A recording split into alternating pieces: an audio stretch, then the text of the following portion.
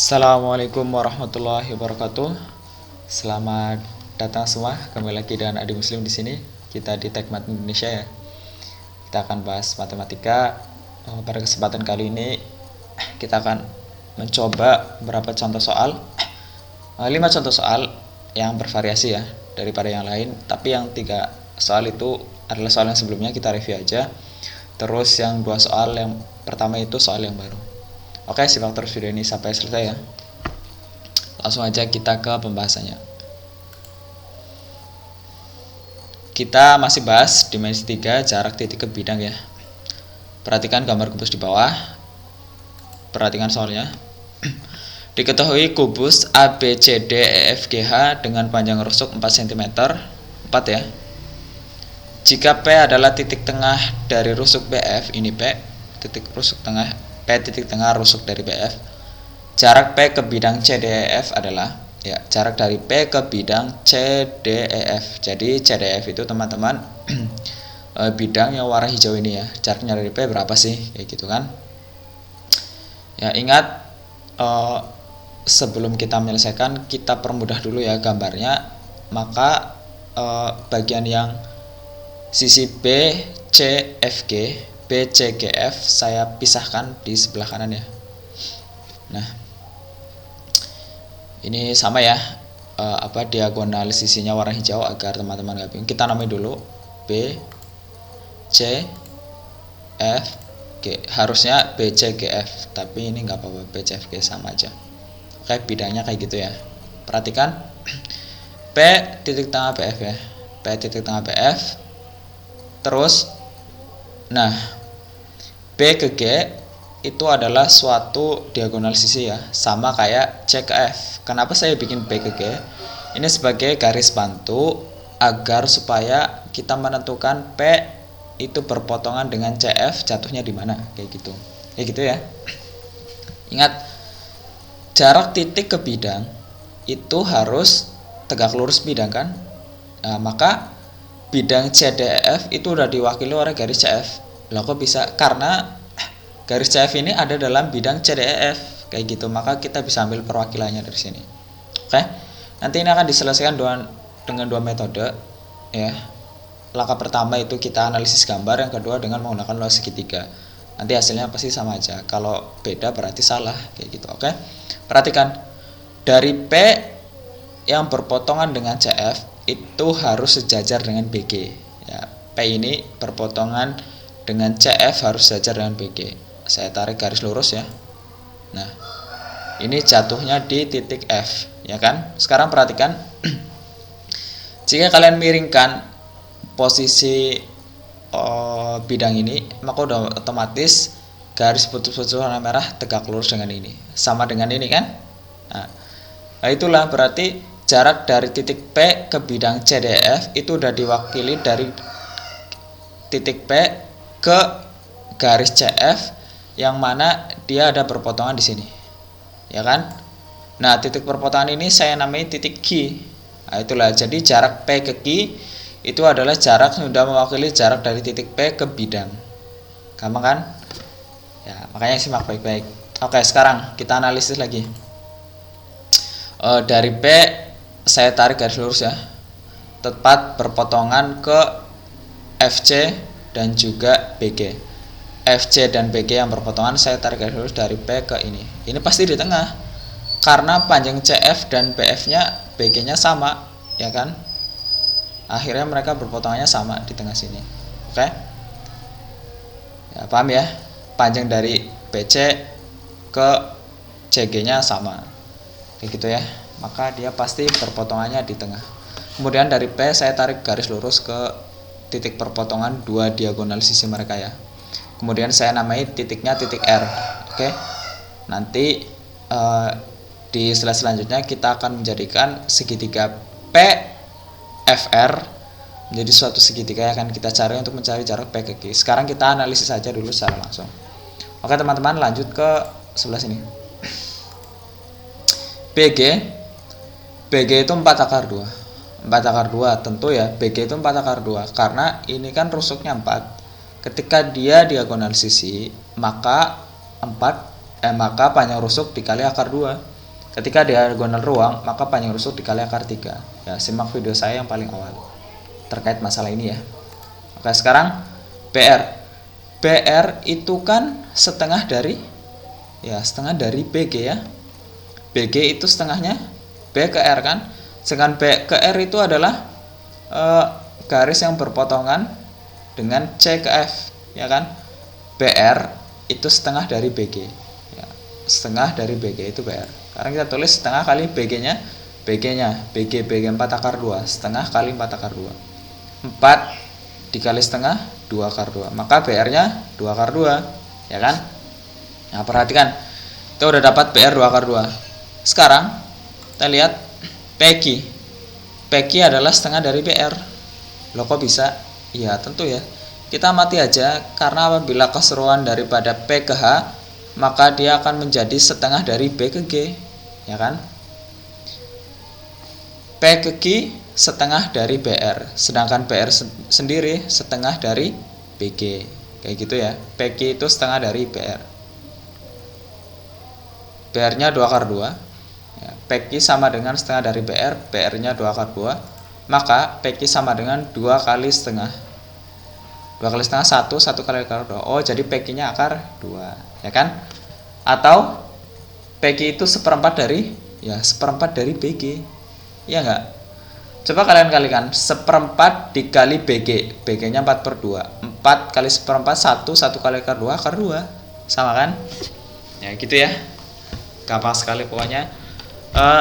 Yang bikin kita sulit mungkin karena kita tidak mampu menentukan di mana jarak tegak lurusnya dari titik ke bidang yang dimaksud ya. Jaraknya kayak gini. Kalau misalnya kalian tarik dari sini, maka ini P ke R dengan CF nggak tegak lurus ya, ya kan? Tegak lurusnya ada di sini, ada di R ke P. Sedangkan jarak titik ke jarak titik ke bidang harus tegak lurus, jarak titik ke garis juga harus tegak lurus juga. Kayak gitu ya, teman-teman. Jadi kita cari yang tegak lurus, kita geser garisnya dengan menggunakan bantuan B ke G yang sejajar. Oke. PQ ketemu akar 2, yaitu menggunakan metode yang pertama. Kita cuma melakukan analisis perbandingan panjang diagonal sisi ya kan. B ke G, B ke R, kemudian B ke G, cuma kayak gitu. Sekarang kita buktikan nih, gimana kalau pakai luas segitiga, sama nggak akar 2. Menarik kan? Sekarang kita ke slide berikutnya. Soal yang saya tulis dulu diketahui kubus ya. Ini soal yang tadi. Kemudian bidangnya tadi saya gambar ke sini. Perhatikan teman-teman. Ini yang sudah kita tulis di slide sebelumnya. Sama persis ya. Terus perhatikan. Apa yang sudah kita dapatkan tadi kita tulis ulang. BG ya ini ya. BG 4 akar 2. Ya, terus BR setengah dari 4 akar 2. 2 akar 2. Terus PQ tadi kita dapat akar 2. Ya, sekarang kita selesaikan dengan menggunakan cara segitiga. Ya, menggunakan luas segitiga. Apakah PQ-nya itu sama atau enggak kalau menggunakan rumus luas segitiga di akar 2. Oke, segitiga yang dipakai mana? Segitiga yang dipakai segitiga yang kita buat ini. PFR. Ini tadi saya buat garis bantu ke P ke R ya, untuk menentukan dia segitiga. Untuk membuat segitiga yang akan kita keluarkan dari bidang ini, bidang BCFG, BCGF, kita keluarkan segitiga PFR. Segitiga PFR-nya kita keluarkan dulu.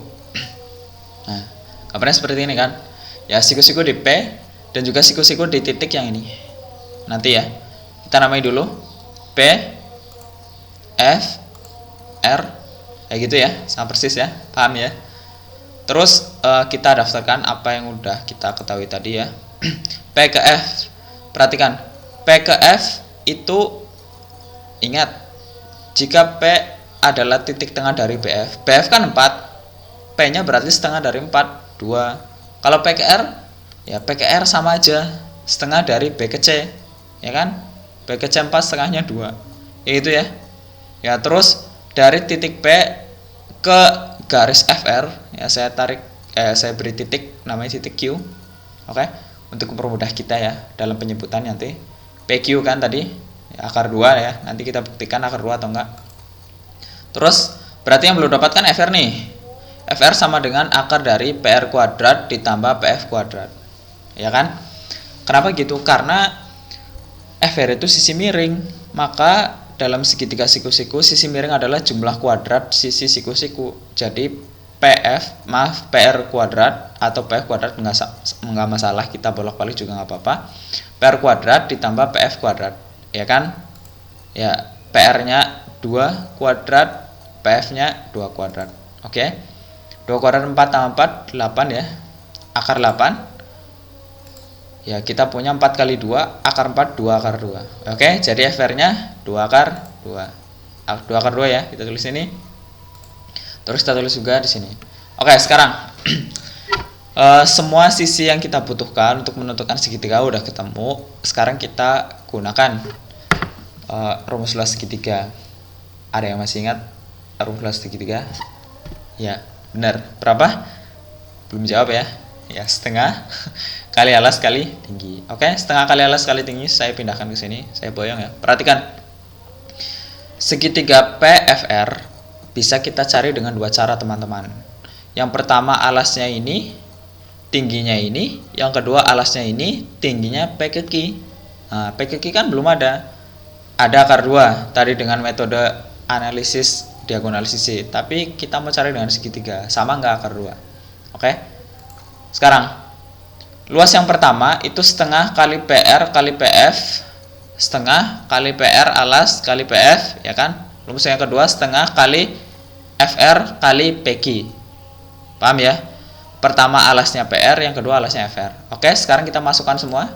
Ya, setengah kali PR 2, PF-nya 2, FR-nya 2 akar 2 kali PQ, PQ-nya yang masih kita cari. Oke. Ini ada yang sama biasa. Kalau yang sama kita hapus saja, ya kan, supaya lebih gampang. 2 kali 2 4 ya.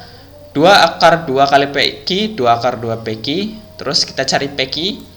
PQ sama dengan 4 dibagi 2 akar 2. Nah, sama dengan 2 bagi 2 1, 4 bagi 2 2. Jadi 2 per akar 2. Kita rasionalkan nih. Kali dengan sekawan. Kali dengan akar yang di bawah ya. Dikali akar 2 per akar 2. 2 kali akar 2. 2 kali akar 2. Terus yang di bawah akar 2 kali akar 2. Oke. Akar 2 kali akar 2. Akar 4. Akar 4 itu 2. 2 kali akar 2. 2 akar 2. Ya kan? Nah, 2 bagi 2 1. 1 kali akar 2 akar 2. Sama nggak? Ya, jawabannya sama ya. Jadi biarpun kalian menggunakan analisis luas segitiga ataupun kalian menggunakan analisis panjang diagonal sisi, hasilnya sama, akar 2 dan akar 2. Menarik bukan? Ya, sekarang kita ke slide yang berikutnya ya, teman-teman. Di nomor yang lebih bervariasi lagi.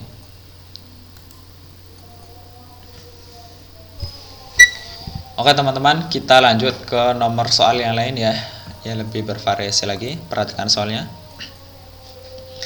Diketahui kubus ABCD EFGH dengan panjang rusuk 4 sama ya, masih 4 jika P titik tengah dari EF jarak P ke bidang AFH. Ya, sekarang beda. Tadi kan P ke bidang CDF, sekarang P ke bidang AFH. Oke, sebelum itu kita gambar dulu kubusnya ABCD EFGH. Setelah itu kita tentukan bidangnya dulu. Setelah digambar kubus, tentukan bidang. Ya, yang warna merah ini ya. Ini bidang AFH-nya. Oke, jarak dari P. Yang mana P adalah titik tengah dari E ke F. Oke. Sebelum itu, untuk menentukan P ke bidang AFH, kita cari proyeksinya dulu. Yaitu titik P jatuh ke bidang AFH itu di mana? Itu proyeksi. Langkah pertama kita buat diagonal sisi dulu dari E ke G. Ya, tujuannya itu sebagai bantuan ya, garis bantu untuk menentukan proyeksinya. Perhatikan, ketika E ke G itu berpotongan tegak lurus ya dengan H ke F, ya kan? Kalau ini kubusnya kalian miringkan berpotongan tepat di tengah, maka otomatis dari P yang berpotongan dengan HF atau melalui HF itu harus sejajar dengan EG. Kayak gitu ya. Nah, ya kan? Supaya tegak lurus sama seperti yang ini. Nah, maka dari P yang berpotongan dengan HF harus sejajar EG supaya tegak lurus ya. Terus titik perpotongan dari P dengan HF saya beri nama A, teman-teman. Paham ya? Ya, ingat itu trik yang tadi. Terus dari P ini kita jatuhkan ke AF. Sebelum kita jatuhkan ke AF, kita buat dulu diagonal sisi B ke E sama seperti A ke F ya. Ini sebagai alat bantu agar nanti P itu pasti jatuhnya di tengah sini. Kenapa gitu? Karena EF kan setengahnya itu P. Sedangkan mereka berdua ini berpotongan pasti di tengah karena panjang rusuknya sama, ya kan? P ke titik tengah sini, kita tarik garis lurus. Ya, perpotongan tepat di tengah, kemudian saya beri nama titik C kecil. Oke, kita udah dapat ini P A C, tinggal kita tarik garis lurus ya, segitiga PAC dengan alasnya itu warna biru muda. Oke, kalau kita melihatnya dari sisi yang seperti itu ya. Oke, perhatikan nanti proyeksi dari titik P ke bidang AFA ada di garis AC yang warna biru muda. Titiknya di mana? Titiknya kita nggak tahu di mana. Yang penting dia tegak lurus. Oke, saya tarik garis hitam yang tegak lurus ya. Kemudian saya namai titiknya dengan titik O kecil. Oke, segitiga PAC itulah yang akan menjadi segitiga kita untuk mencari jarak dari titik P ke bidang ini, ya kan? Dari P ke bidang AFA udah diwakili dari P ke O yang ada di garis biru muda. Oke teman-teman, PAC kita keluarin dulu. Nah, sama ya. Perhatikan, PAC kita udah keluarin. Kita beri nama dulu P ya, C A ya. Oke, PAC kayak gini ya. Ah, perhatikan sama ya. Ini PCA, PCA dan titik P ke bidang ini udah diwakili oleh garis warna biru muda yaitu P ke O. Oke teman-teman, sekarang kita analisis dulu lagi ya. Kita tentukan EG. EG itu 4/2 tentu karena dia diagonal sisi, ya kan? Terus kita cari lagi E tegak lurus HF. E tegak lurus HF maka dia setengah dari EG, ya kan? Setengah dari 4/2 untuk E sampai HF. Paham? E sampai HF itu setengah dari EG. E tegak lurus HF ya, E sampai HF yang tegak lurus itu 2/2, ya kan? 4 dikali setengah 2/2, benar ya? Terus setelah itu kita lanjutkan P ke A. Maka P ke A itu setengah dari E ke tegak lurus HF, ya enggak? Saya ulangi ya, E ke G 4/2, E ke HF yaitu setengah dari E ke G, sedangkan P ke A setengah dari E ke tegak lurus HF. E tegak lurus HF berapa? 2/2 dong. Ya, setengah kali 2/2, 2 kali setengah 1 kali akar 2 akar 2. PA nya ya, PA akar 2 ya. Oke, ketemu ya teman-teman. Sekarang kita tulis sih PA akar 2. Nah, PA udah ada nih. PC ada nggak? PC tentu ada. PC itu setengah dari BF atau setengah dari AE atau setengah dari DH atau setengah dari CG, ya kan? Kenapa gitu? Karena ya tempat perpotongan kedua diagonal sisi itu sama dengan setengah rusuk, ya kan? Ya P ke C, ya kan? Berarti 4 setengahnya 2 dong. Ya 2. PC sama dengan setengah dari BF, ya kan? Saya ambil salah satu aja. Setengah dari 4 2, PC nya 2. Oke, paham ya? Sekarang perhatikan teman-teman, PA nya udah ketemu, PC nya udah ketemu, yang belum ketemu C ke A, ya kan? Kita cari C ke A dulu. C ke A sama dengan PC kuadrat tambah PA kuadrat. C ke A sama dengan PC kuadrat ditambah PA kuadrat, ya karena ini sisi miring. 2 kuadrat tambah akar 2 kuadrat. 2 kuadrat 4, akar 2 kuadrat, akar 4 ya. Akar 4 itu 2, 4 tambah 2 6. CA sama dengan akar 6.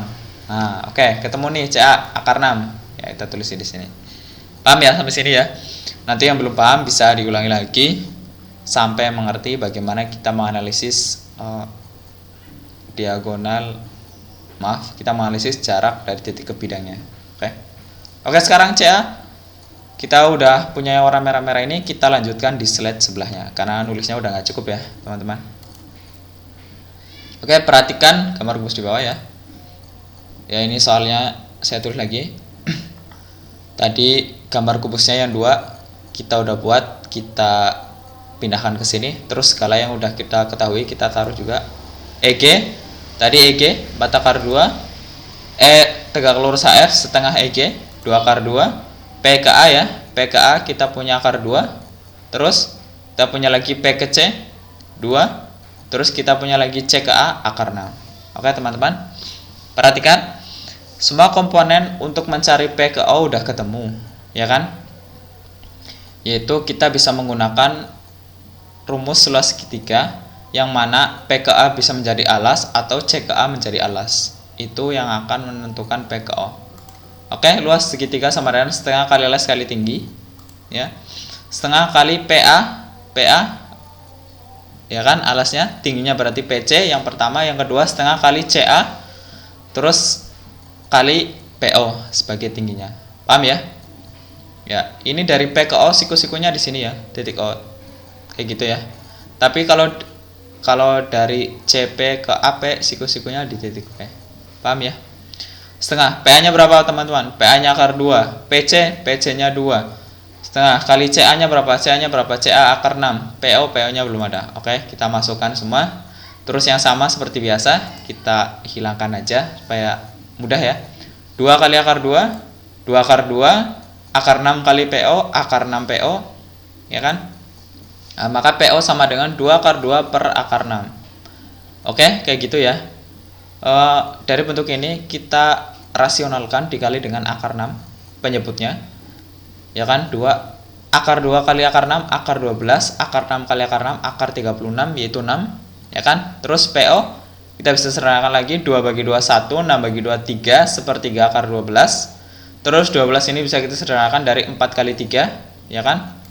Ya. Akar 4 itu 2 kita keluarkan, ya, yang di dalam akar masih 3, 2 kali sepertiga, 2 per 3 akar 3. Oke?